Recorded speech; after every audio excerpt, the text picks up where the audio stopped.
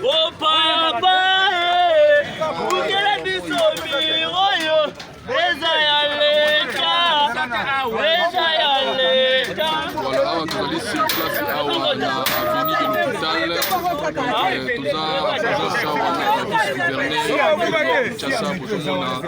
Nous avons appartement oyo qui para beaucoup plus vétérinaire, donc un privé moko ayaki kosombango illégalement, donc lelo nde sikoyo tozomona maintenant vice gouverneur aza sur place bazobuka place wana pour que propriétaire nango comme eza l'état bazonga na bato na bango, c'est un peu ça. Donc bazobukango sikoyo omona babukango sikoyo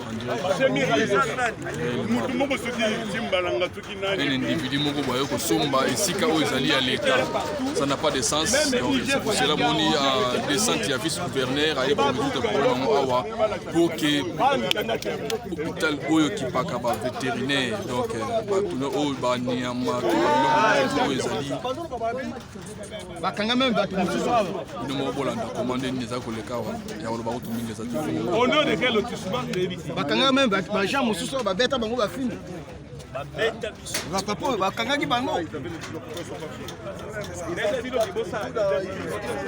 Est-ce que si wana wakati lokwa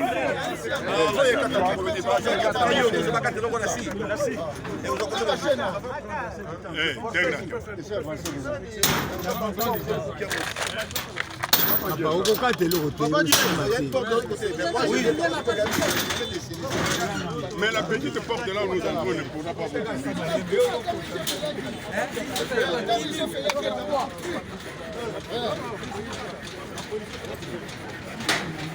Oh, si vous me l'avez.